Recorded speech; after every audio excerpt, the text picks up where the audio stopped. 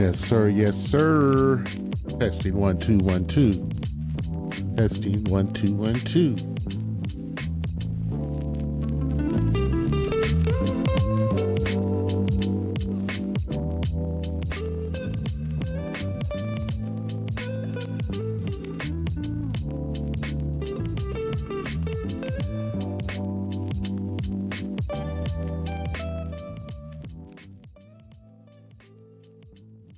What's up, family? Once again, you up in here with your boy, the Bam Bam Belly on. One of Watt's 3 sons, representing Eastside Oz because Eastside is Oz. Gonna continue to stand 10 toes down on them 10-folk grounds. Yo, drum major for justice, because there is no justice for just us. Coming back at y'all one more time, one more again, giving all praises to the Most High God for putting the air in our lungs and the words in my mouth. Pray that he guides me and gives me grace and mercy in order for me to do my part in returning Jacob to him. That being said, babies, brothers, sisters, mothers, fathers, it's crazy out there right now, man. Real crazy. You know, everybody's still going crazy about the unaliving of that young man. And still all over the place, man. It's still being talked about, and it's going to be talked about like a lot of other, you know, situations that have happened, that have taken place in this one United Snakes of Amnesia. That being said, I want to get off into these videos, man. I'll be going back in time a little bit, man, because if we don't tell it, it'll mess around and not get told, and the babies will miss out. Can't let that happen. So that being said, we're gonna get off into these here, this little video clips I got set up around here for the folks, for the peoples. Boom. Yeah, we doing different things around here, man. We changing up the backgrounds, changing up the screen. Good stuff, man. I'm loving it. 10 foes. Yes, sir. Yes, sir. So let's get off into it, man. Put my little list up here. Bam.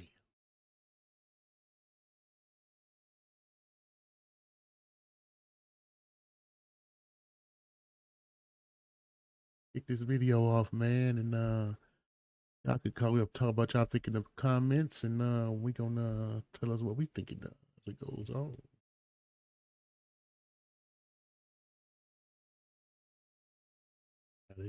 Boom. Go. Yes, about half of all prisoners are black. Exactly. So blacks commit more crimes than whites do. They commit more murders. This is actually not true. Half of all prisoners in America aren't white. Turns out like 60-some% of all prisoners are Caucasian. Google it, look it up. Commit more arsons. They commit more kidnappings. For example, all of this, not true. Blacks are 13% of the population, and they commit 58% of all the murders. That's not a war on drugs. That's a culture problem. Okay, so let's talk about that culture. Black people have been legislatively subjugated up until 1965. I'll give it, I mean, honestly, it's later, but let's just say 1965. You do not think that 10 generations of legislative subjugation and slavery during that time, 4,000 black men, women, and children are lynched as the result of race riots in this country? You do not see the look on his face? He had a look on his face like, so? Go ahead. not think that these things have a lasting effect. We have had 10 generations of subjugation and 4 of legislative freedom. Of course they have an impact, but it's more on you to explain. He stayed doing that. Of course it had an impact, but what is this but? See, and then she's only dealing with those parts of the afflictions. She didn't get off into what I'm finna get off into in a couple of minutes. Explain why things got worse since the Civil Rights Act. More violent, less fathers around, poorer. Why is that? So, because of mass incarceration and That's only one factor. Mass incarceration does play a tremendous role. hold on, unfair criminalization of black men. But let's just take murders, for example. Why blacks are 13% of the population and commit 58% of the murders? Why is that? Because Nope. Another number that he got wrong. We don't do no 50%. Come on, man. Yeah, we know it's white people kill white people. White people unalive white people. Asians unalive Asians. Arabs unalive there. That's kind of how it goes in the United States. So what did you saying? That we responsible for those unalivings too? Then get the fuck out the hood with that weak shit.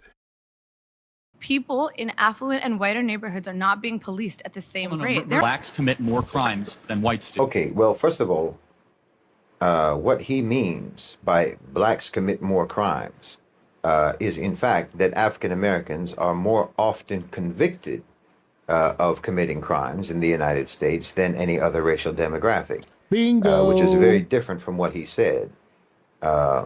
All that indicates is that the so-called criminal justice system in the United States is primarily only effective in the selective investigation, prosecution, and conviction of African Americans and other so-called minorities, as opposed to investigating, prosecuting, and convicting white perpetrators. The statistics that he's citing are actually an evidence arguing racial bias in policing, in prosecution, and in trials. It's not an evidence. Real talk. Real talk. Of greater criminality along racial demographic lines. No.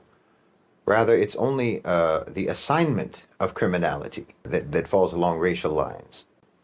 I mean, more than half of all violent crimes in the United States go unsolved. Whoa. See, we got all the police in our community. The dope and the guns was pumped into our community. You flooded with dope and guns, then you flooded with police officers. Of course, we gonna get arrested way more and convicted way more. We don't have no production capital. We don't own nothing. We don't have an economic base. We can't afford legal counsel. It's just like that. Overwhelmingly the case in certain types of violent crimes. So we're not talking actually about a criminal justice system that works, that's actually effective, that's actually efficient, that actually does its job. What we have is a criminal justice system that disproportionately seems to only quote-unquote work when the perpetrators are not white. African-American victims of homicide, by the way, make up most of the victims of homicide cases that go unsolved, whereas most homicide cases in which the victim is white, those get solved.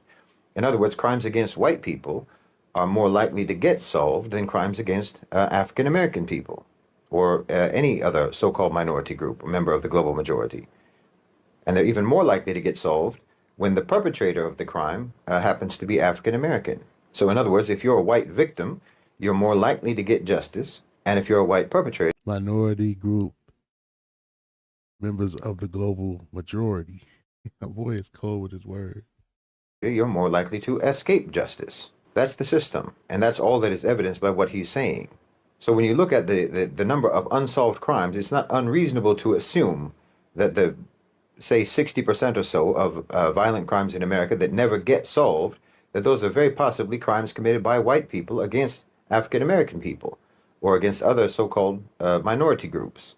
So rather than saying blacks commit more crimes than anyone else in America, it would be more honest to say that no one who commits a crime in America is more likely to be punished for that crime than an African-American. And in fact, it's also more likely for an African-American person to be wrongfully convicted of a crime of which they are accused.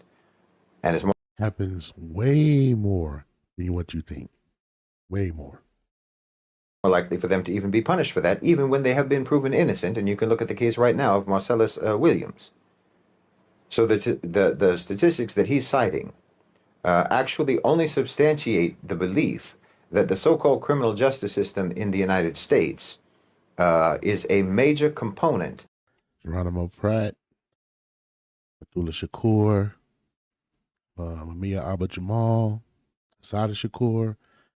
These people, man, that they just wanted to just lock up and throw the kid, H. Rap Brown. Man, the system, I would say it's not work, it's broken, and it's doing exactly what it was designed to do. of what you can call a systematic domestic ethnic cleansing program in America being carried out against African Americans and other members of the global majority. That's all that is evidenced by the statistics that he's citing. And this, in fact, demonstrates a vastly greater degree of criminality than anything that he mentioned.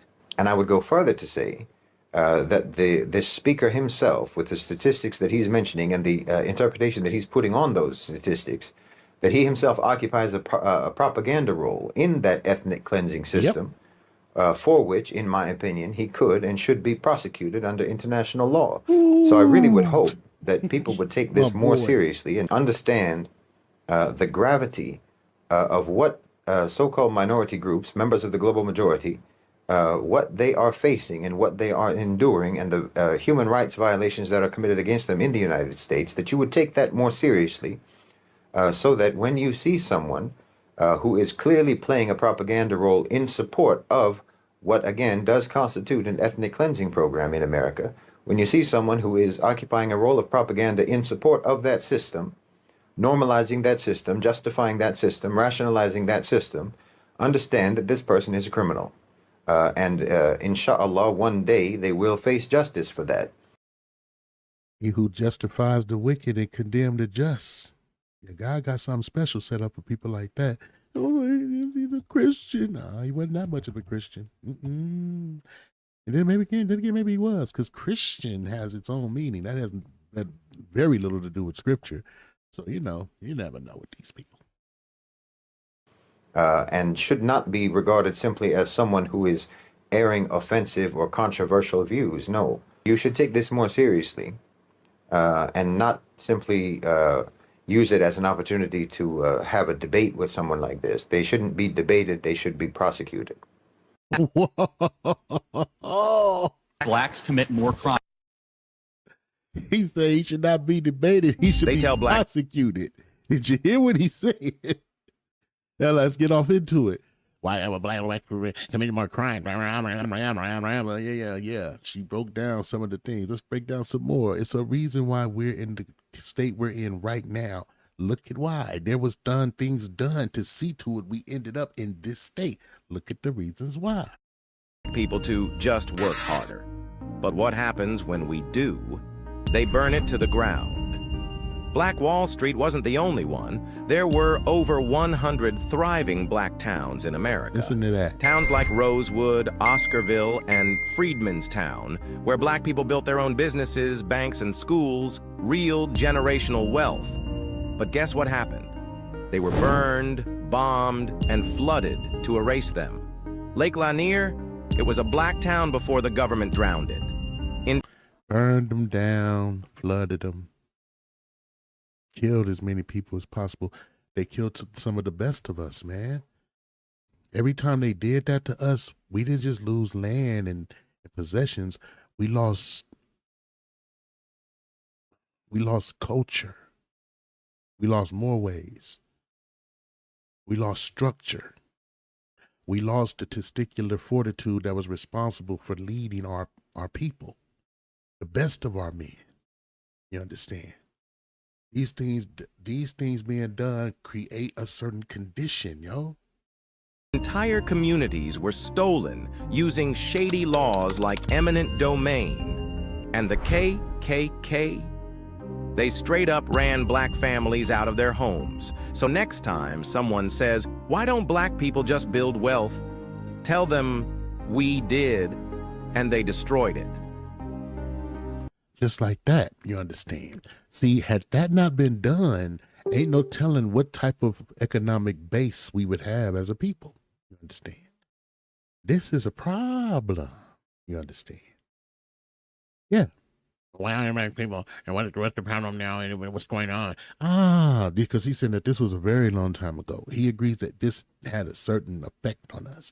But not that much. Shut the fuck up. Nobody's place to say how much of a devastating thing like this has of an effect on a people who've already been essayed, murdered, lynched, babies cut out of stomachs and skulls crushed, babies used as alligator bait, not thrown to alligators like that happened to us too in more ancient times. But no, using kids to hunt alligators, using black babies to hunt alligators. You understand? You hang a woman upside down, you cut her pregnant stomach open, fetus fall out, stump the head, shoot her all up. You understand? These are just some of the things that have been recorded that we know happened. There's tremendous other things, man. We're going to talk about all the castrations and tarred and feathered and one horse tied to one to another, where the term barbecue come from, where the term picnic come from. Look up all this stuff, man. It'll blow your mind. But this is what he said. This is what that was then. And he got okay, granted, long time ago. But this was tremendous damage to a people. We never recovered from that. You understand? We never reclaimed and reestablished what they stole and what they burned down and what they flooded out. Okay, keep that in mind. Let's keep going. Let's keep going.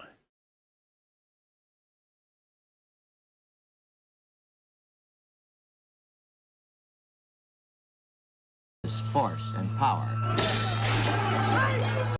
Now, this is a much more closer time. This is the 60s, right? The 60s.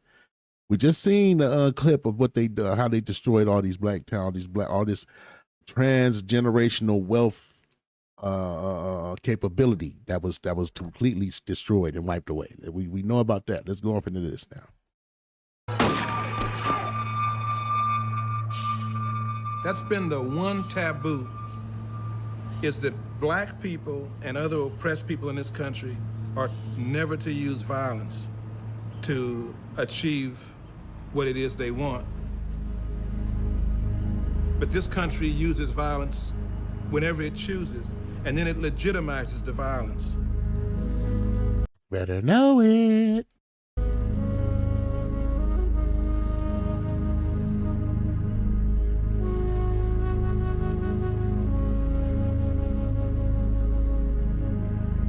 You want to understand why the condition is what it is now? You finna get a good understanding. You send me the message. From my big brother right here, Brother Kumasi. Shouts out to Kumasi. Good brother right here, man. Listen to what the brother finna teach you if you've never heard this or seen this.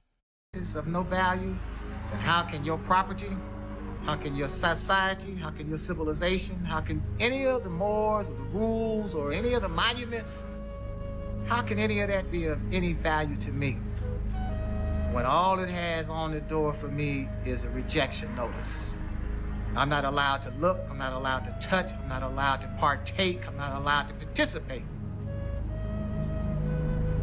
All my life, I was rejected before I was born. I am the most rejected. Nothing is open to me. And every time I knock on the door and get rejected, it takes a little something out of me. So how does it mean anything to me that I should try? Yeah, called humanity. Real talk. Forget about the pride and the dignity, your humanity. You start to lose your humanity. You start to think of yourself as an animal. Read Malcolm X's book. To salvage it, or I should respect it, or I should try to preserve it. It stands as a barrier before me. It was there when I was born. It will be there when I die.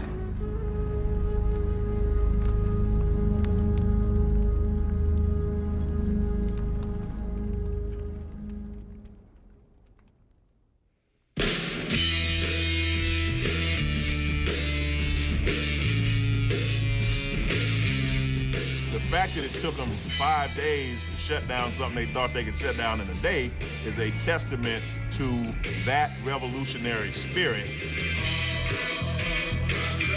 And so there was this sense of pride that we had taken a stand and that we had sent a message out to the world.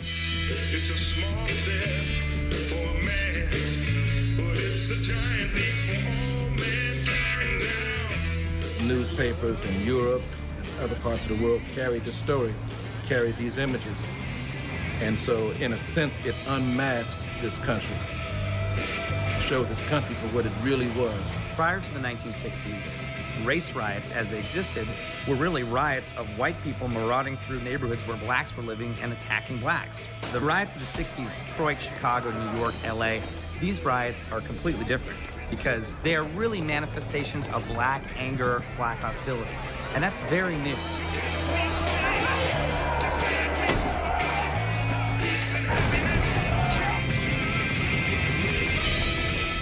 what distinguished Watts from the riots in Chicago and Detroit is that nobody thought it could happen.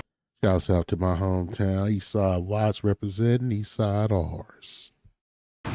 The whole environment of LA was supposed to be so much nicer than other parts of the country, but yet. Yeah, fake ass liberal. Sugarcoat their racism is what California does and what LA does. They're very good at sugarcoat. Oh, it's not because you black.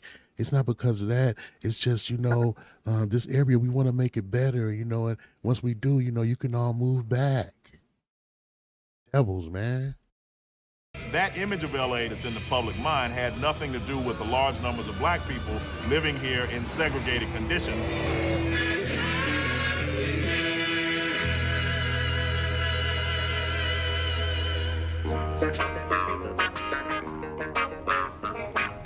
The other thing that the rebellion represented for us was it helped accelerate our consciousness from 60. Real talk. Same thing with 92. After the riots, and people started thinking different. Until about 71. Gang activity in LA was at an all-time low because so many young people were joining organizations like the Student Nonviolent Coordinating Committee, like the Panther Party. All the young gangbangers, these were poor Crippin' Bloods. All the young gangbangers started joining the Black revolutionary organizations, getting out of the streets. Now, keep in mind, these were the Slauson businessmen. They did a lot of knuckles back then, a lot of squabbling, wasn't a lot of killing. Everybody, they might carry a blade, they might carry a chain or something. But it was old school knuckle up. You know what I mean? So these cats started putting all of that energy towards being a part of the solution in their community and helping their people and understanding that they were living under a condition. You understand? And that they couldn't join the Boy Scouts and things like that back then. This is how a lot of that's why the Slauson boys call themselves clubs. That's why the businessmen and all these old school, the Sentinels and all these original, quote unquote, what's been labeled as gangs in LA, refer to themselves as clubs. You understand? No gang. They did a little chunk of them, but other than most of that, they was at roller skating rings and working out and getting buff and looking for ladies. You understand? But this is what they started motivating their energy towards. This growing Black Pride movement saw the development of dynamic African-American organizations committed to instigating change from within.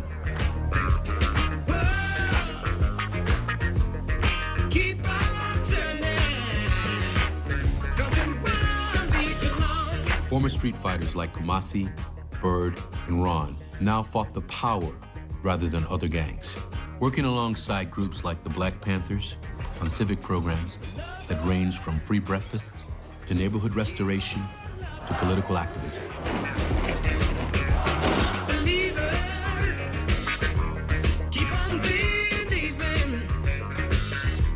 All them youngsters were busy trying to rebuild their communities, trying to build a future, trying to figure out where the fuck do we go from here together, and how do we give ourselves some kind of a future. Gonna keep on trying to keep in mind, Malcolm and Martin and all of them was alive at this time.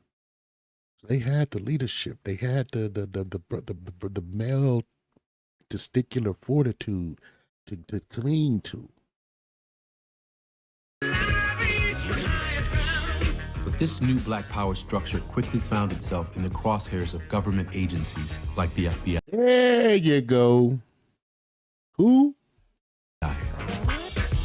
According to recently declassified documents, FBI Director J. Edgar Hoover launched a covert counterintelligence operation against the Black Panthers, an organization he described as the greatest threat to the internal security of the country.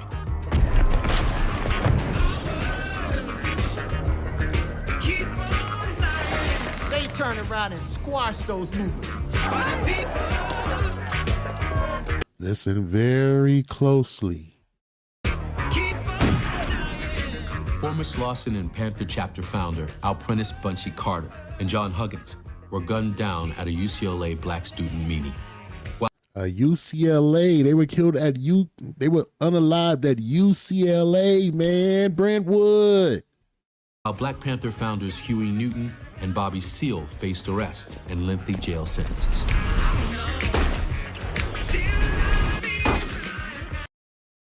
Pay attention.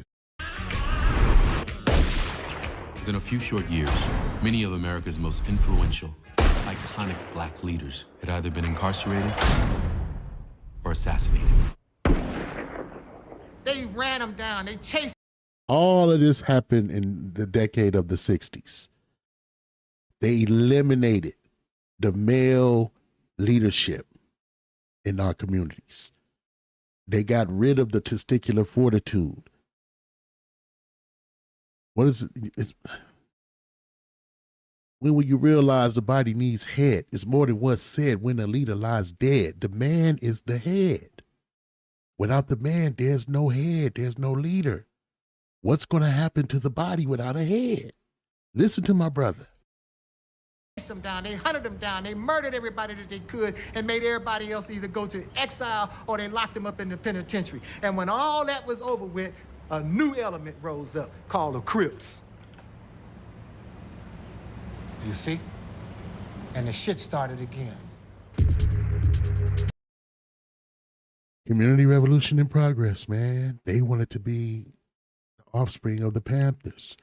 But you see what happened to their leadership.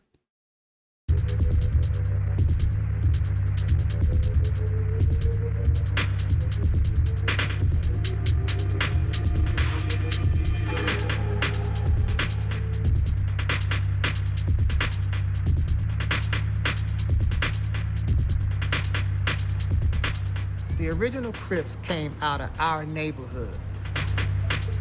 They were the children we passed by every day and paid no attention to, but they watched us.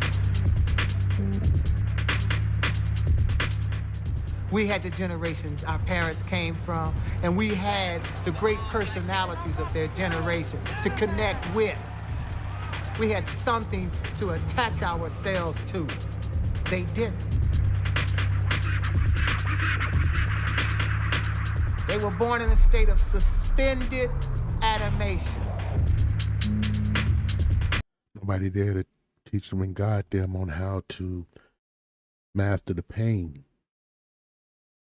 how to control their emotions, what to do with all that testosterone. Boys need guidance, man. They need men to teach them how to be men. So sick of hearing these, man, I'm my man at that. You've never heard a single father say that foolishness. Never heard that folly come out of a man's mouth. I'm the mama and the dad. Even if he don't got no woman and it's just him and his kids. Don't say that. We take our natural place and we stay there. You understand? But if we don't know our natural place, it gotta be taught to us. Or we got to try to learn it on our own, and it's gonna be a lot of mistakes, bumps, and bruises in most cases. You're dealing with a country that hates you. They were totally disconnected and disenfranchised. They're like a planet out of orbit. Right now, today, a planet out of orbit. Right now. This documentary is very old. But right now, today, what he says comes into play right now. It's worse now than it was back then. Way worse now. In the late 1960s, from the blacktop playgrounds of Fremont High School, emerged this new order, led by South LA teenager Raymond Washington, generally credited as the Crips' founding member.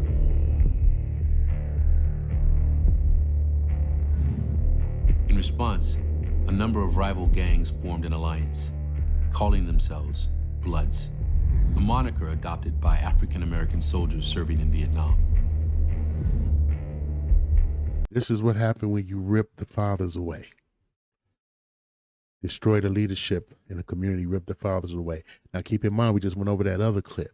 You see how they destroyed all the foundational communities that we've had, destroying our transgenerational economic base. This came after. And counterintelligence still plays a role in things right now today. As we speak, it's still counterintelligence being used against us. In 1992, when the gang truce hit, what do you think happened?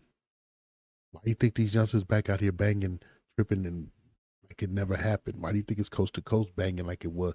Because when the truce happened in Watts, it spread it throughout the country, and the gang Bloods and Crips was putting putting their arms down and coming together and trucing throughout the country. How could it go from that to being back crazy like it is now? You understand? That gotta be that's COINTELPRO. That's counterintelligence. The same thing they use against the Panthers. That's one thing about the United Snakes of Amnesia. If they use something, and think about it, the more wicked it is, it's like the more they use it. If they got something wicked that they can do that works, they never stop doing it.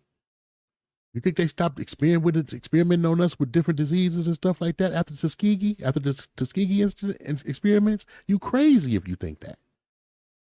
It's a reason why we running around here with these cigarette burns on our shoulders and thighs from these quote unquote vaccines they gave us, but other people don't have those cigarette burns. You understand? This stuff is all orchestrated, man. You're gonna just blame us though. You know, what's wrong with these people? You flood the community with dope. You flood it with guns. You remove the testicular fortitude and the masculine leadership. You incentivize and subsidize the women to get away from their husbands and break up the households. And then you see what it produces. This is the byproduct of that. And you want to look at what these people are doing. I can't believe that. And get the fuck out the hood with that weak shit, man. I'm gonna let the OG sum it up real quick, man. We're gonna go to the OG to show y'all this stuff ain't new, man. Make Omaha different from New York are just incidental. The problem exists because white people think they're better than black people, and they want to oppress us, and they want us to allow ourselves to be oppressed. This is the big, I agree with you. Shut up, Meg. Perfectly. This is the basic problem. Then what do you that want to white talk to me people about? think they're better What's it than that I can others. do? I can't solve the problem. You guys pull the strings. Shut up. Hey, man. What this brother's saying in this black and white video completely goes for the condition our people are in today. Nothing has changed. Close schools. You guys draw the boundaries that keep our kids restricted to the ghetto. You guys write up the restrictive covenants that keep us out of houses. So it's up to you to talk to your brothers and your sisters and persuade them that they have a responsibility. We've assumed ours for over 400 years, and we're tired of this kind of stuff now. We're not going to suffer patiently anymore. No more turning the other cheek. No more blessing our enemies. No more praying for those who despitefully use us. We're going to show you that we've learned. They've never been doing none of that bullshit anyway, man. They took the scriptures and flipped it and, man, tricked us, man, on everything. The lessons you've taught us, we've studied your history, and you did not take over this country by singing "We Shall Overcome." You did not gain control of the world like you have it now by dealing fairly with a man and keeping your word. You're treaty breakers, you're liars, you're thieves, you rape entire continents and races of people. Then you wonder why these very people don't have any confidence or trust in you. Your religion means nothing. Your law is a farce, and we see it every day. You demonstrated it in Alabama. And I can say you because you're part of the whole system. You profit from it. In fact, you make your living from it. You couldn't walk around and talk to people, stand up in your pulpit on Sunday and preach nice little songs and say, now we're going to give thanks to the Lord for he is good and old Jesus be among us. As far as we're concerned, your Jesus is contaminated, just like everything else you tried to force upon He going. us is contaminated. So you can have him. And here's what I'll say. I wish you would follow Jesus like we followed him. I reckon. Because if you did that, then we'd be in charge tomorrow. I think the problem is so bad that we can have no understanding at all. You think it's gotten to the point where there can never be that Shut up, Meg. reconciliation? No. You talk about justice, it means one thing to you, and we talk about it, means something else to us. And it'll always be that way. It will always be that way because there's no justice for just us.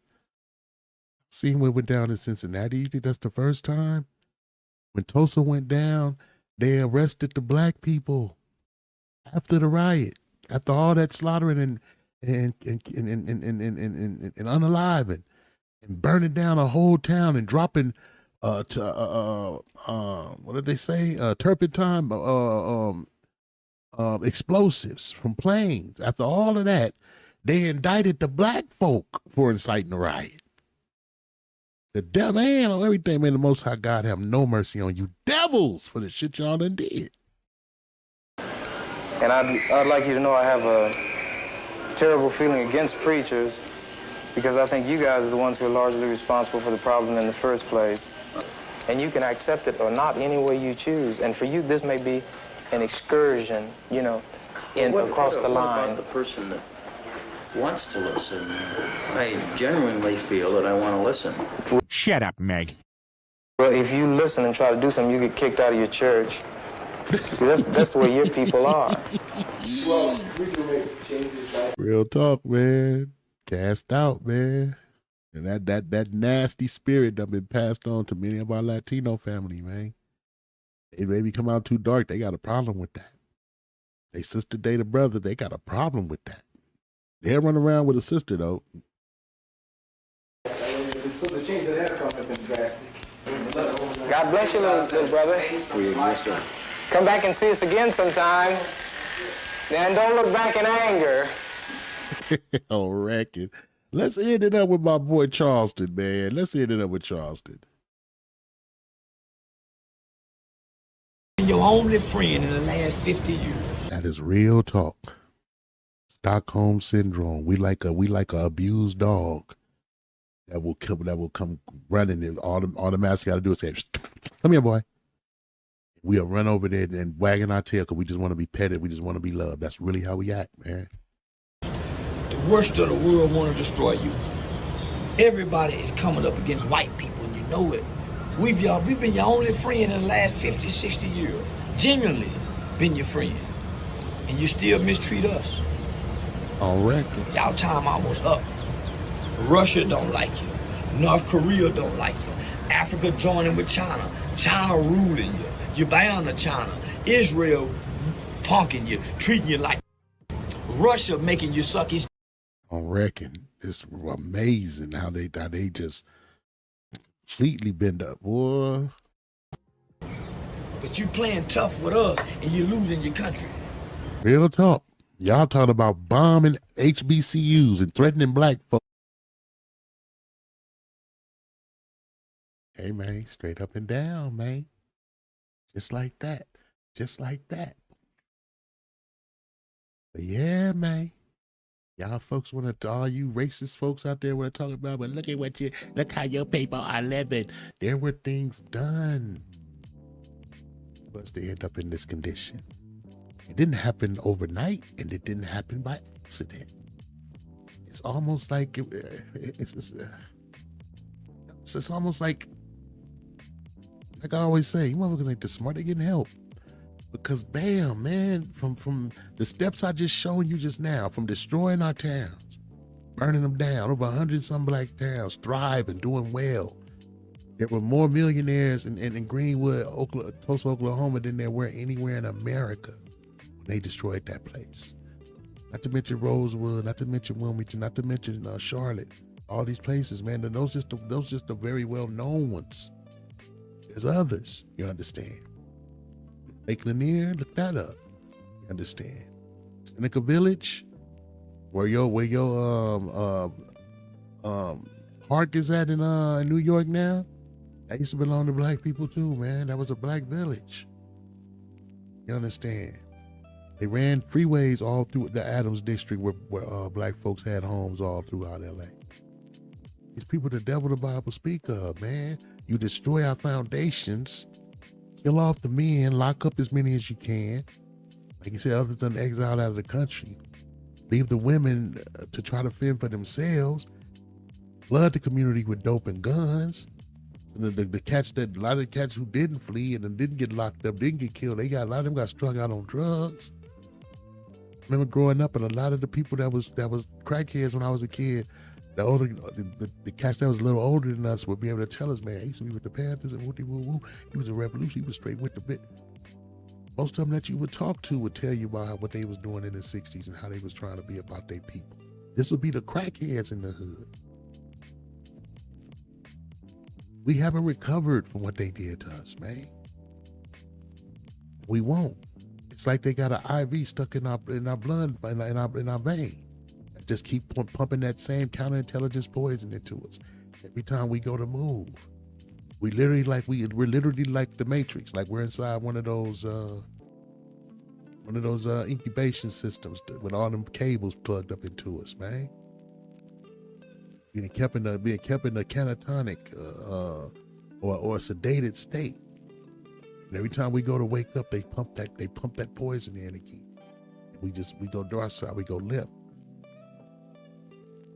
They gotta yank them plugs out, man. Hey, it's been fun, man. Love y'all to death, love y'all to life, man. The boy gonna catch y'all on the next show, man. Once again, man, giving all praises to the Most High God. Thank you for tuning in with your boy Bam Bam Belly Young. One of Watt's 3 sons representing Eastside Halls, because Eastside is all. The drum major for justice, because there is no justice for just us, man. Some real shit. Love y'all to death, love y'all to life, man. Living to die, die to live again. 360 degrees, comprehend. Shouts out to the grand verbalizer, funkin' lesson, brother Jay. Gonna be here in the kingdom. I'll see y'all again soon, man. Love y'all, man. Peace.